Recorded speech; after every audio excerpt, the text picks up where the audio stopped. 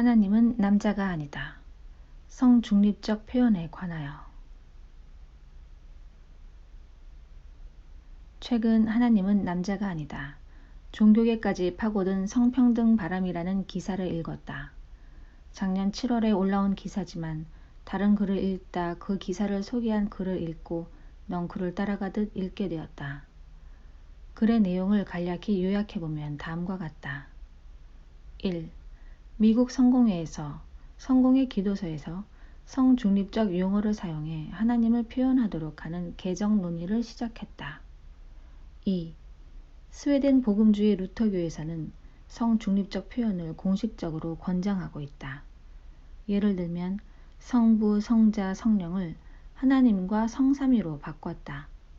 룬드 성당 사제인 레나 호반에 따르면 이는 종교가 동시대 흐름에 발맞추기 위한 것이고 신은 단순히 하늘에 앉아있는 어머니 또는 아버지가 아닌 훨씬 더 큰 존재이다. 3.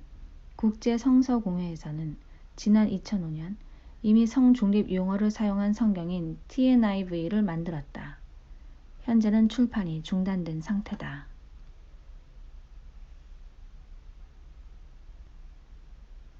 1.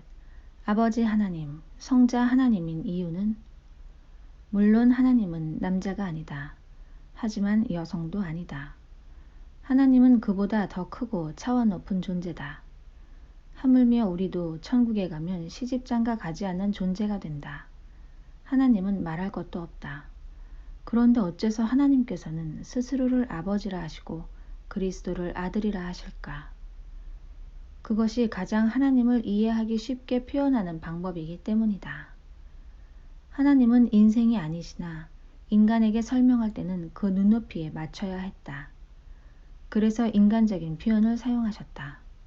그런 까닭에 하나님은 아버지로, 그리스도는 외아들로, 성도들은 양아들로 표현했다. 동시에 그리스도와 교회의 관계를 신랑과 신부로 묘사하기도 한다. 또 많은 도시들을 딸로 부르기도 한다. 왜 굳이 당신을 알리려 애쓰실까? 하나님께서는 우리 이해 범위를 벗어나는 너무나도 큰 존재다. 하나님께서 스스로 드러내시고 알려주시지 않으면 우리가 알 길이 없다. 성경은 그렇게 하나님께서 자기 자신을 우리에게 친히 알려주시는 특별한 책이다. 2. 아버지 아들로 부르지 않는다면? 하나님을 아버지로, 예수 그리스도를 성자라고 하지 않는다면 어떤 일이 벌어질까? 첫째, 성경을 이해할 수 없게 된다. 성경에 기록된 것들이 무슨 의미인지 제대로 이해할 수 없게 된다. 우리는 이미 하나님은 아버지이심을 알고 성경을 읽어왔다. 믿지 않는 사람들도 하나님 아버지라는 말에 익숙하다. 하지만 세월이 흘러 그런 말을 알지도 듣지도 못하는 세대가 올 것이다. 그들은 성경을 어떻게 이해할 것인가? 성경 전체가 이해할 수 없게 되고 믿음이 세대에서 세대로 이어지지 않을 것이다. 둘째, 하나님과 공감할 수 없게 된다. 하나님의 의도를 제대로 파악하고 이해하며 공감할 수 없게 된다. 하나님을 아버지로 부르지 않고 성중립적인 용어, 예를 들어 앞에서 언급한 대로 성경회에서 말하는 The name of God 같은 단어를 사용한다면 집 나간 아들을 멀리까지 나가 기다리는 아버지의 심정으로 우리를 기다려주시는 인내하신 하나님이심을 쉽게 받아들이고 공감할 수 있을까? 하나님을 우리 아버지라 부르지 않는다면 우리가 그의 자녀고 우리는 서로 형제라는 것을 알 수 없을 것이다. 셋째, 구원에 관한 하나님의 뜻을 이해하지 못하게 된다. 가장 중요한 것은 그리스도가 외아들인 것을 빼고 나면 그의 왕권과 낮아짐, 대속하심으로 우리가 양자됨을 어떻게 설명하고 깨우칠 수 있을까? 3. 성중립적 표현을 고려하는 이유. 맨 앞에서 말한 대로 미국 성공회나 스웨덴 복음주의 루터교에서 성중립적 표현을 쓰려고 하는 이유는 무엇인가? 첫째, 시대 흐름에 맞추기 위하여. 기사에서는 시대 흐름을 언급하고 있다. 레나 호반은 동시대 흐름에 발맞추기 위해서라고 한다. 그들에게 다음과 같은 말씀을 선물하고 싶다. 너희는 이 세대를 본받지 말고 오직 마음을 새롭게 함으로 변화를 받아 하나님의 선하시고 기뻐하시고 온전하신 뜻이 무엇인지 분별하도록 하라. 로마서 12장 2절. 믿는 우리가 어째서 하나님의 말씀을 외면하고 시류에 편승해야 하는가? 세상 풍조는 나날이 갈리어도 나는 내 믿음을 지켜야 하지 않는가? 영적으로 잠든 성도를 찾아 깨워 바른 길로 이끌어야 할 목자가 오히려 앞장서서 그릇된 길로 이끌고 있으니 큰일이다. 예수님이라면 뭐라고 하셨을까? 당시 예수님께서는 불의한 종교 지도자들에게 독사의 자식, 소경된 인도자, 회칠한 무덤이라며 사람들이 천국 가는 것을 막는다고 질책하셨다. 지금 이들을 보고도 똑같은 말을 하실 거라 생각된다. 화 있을진저 외식하는 서기관들과 바리새인들이여, 너희는 천국문을 사람들 앞에서 닫고 너희도 들어가지 않고 들어가려 하는 자도 들어가지 못하게 하는도다. 마태복음 23장 13절. 화 있을진저 소경된 인도자여. 마태복음 23장 16절. 화 있을진저 외식하는 서기관들과 바리새인들이여, 회칠한 무덤 같으니 겉으로는 아름답게 보이나 그 안에는 죽은 사람의 뼈와 모든 더러운 것이 가득하도다. 이와 같이 너희도 겉으로는 사람으로 옳게 보이되 안으로는 외식과 불법이 가득하도다. 마태복음 23장 27절. 둘째, 멸망에 이르는 길. 성중립적 표현을 쓰고자 하는 이유가 무엇인가?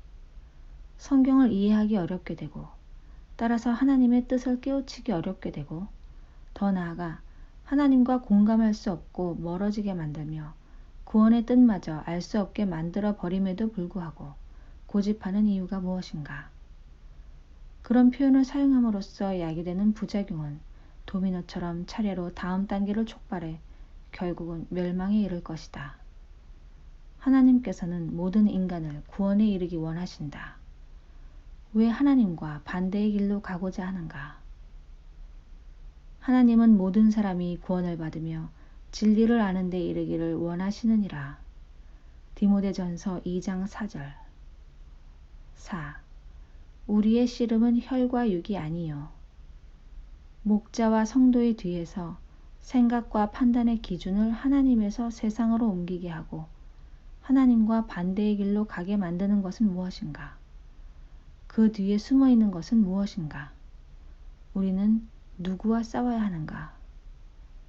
우리의 씨름은 혈과 육에 대한 것이 아니요 정사와 권세와 이 어두움의 세상 주관자들과 하늘에 있는 악의 영들에게 대함이라. 에베소서 6장 12절.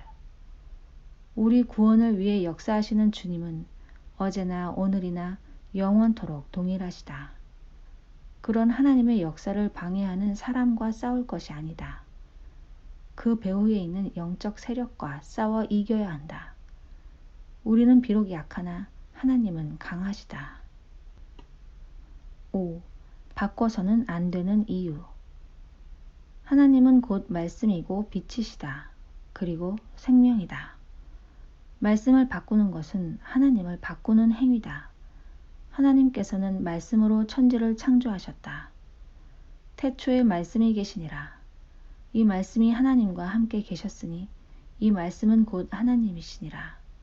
그가 태초에 하나님과 함께 계셨고 만물이 그로 말미암아 지은 바 되었으니 지은 것이 하나도 그가 없이는 된 것이 없느니라. 그 안에 생명이 있었으니 이 생명은 사람들의 빛이라. 요한복음 1장 1절로 4절. 창조주라는 관점에서 처음부터 아버지였고 예수님께서도 하나님을 아버지로 가르쳐 주셨다. 성령으로 말미암지 않고는 하나님을 아버지라 부를 수 없다. 말씀을 고치지 말라고 했으면 그 말씀 역시 지켜야 한다. 그러므로 너희는 이렇게 기도하라. 하늘에 계신 우리 아버지여, 이름이 거룩히 여김을 받으시오며. 마태복음 6장 9절. 무릇 하나님의 영으로 인도함을 받는 그들은 곧 하나님의 아들이라. 너희는 다시 무서워하는 종의 영을 받지 아니하였고 양자의 영을 받았으므로 아바 아버지라 부르짖느니라. 로마서 8장 14절로 15절. 하나님의 말씀은 법이다. 예수님께서는 율법을 완전케 하러 오셨다. 하나님께서는 성경을 고치지 말라고 하셨다. 내가 율법이나 선지자나 폐하러 온 줄로 생각지 말라. 폐하러 온 것이 아니요 완전케 하려 함이로다. 진실로 너희에게 이르노니 천지가 없어지기 전에는 율법의 1.1획이라도 반드시 없어지지 아니하고 다 이루리라. 마태복음 5장 17절로 18절. 내가 이 책의 예언의 말씀을 듣는 각인에게 증언하노니 만일 누구든지 이것들 외에 더하면 하나님이 이 책에 기록된 재앙들을 그에게 더하실 터이요 만일 누구든지 이 책의 예언의 말씀에서 제하여 버리면 하나님이 이 책에 기록된 생명나무와 및 거룩한 성에 참회함을 제하여 버리시리라. 요한계시록 22장 18절로 19절. 내가 너희에게 명하는 말을 너희는 가감하지 말고 내가 너희에게 명하는 너희 하나님 여호와의 명령을 지키라. 신명기 4장 2절. 성경을 고치자는 것은 성경이 틀렸다는 것이다. 성경의 모호함을 부정하는 것이고 이런 사람은 믿음의 사람이라 할 수 없다. 시공을 초월하여 오직 영원이신 하나님께 시대의 흐름이란 없다.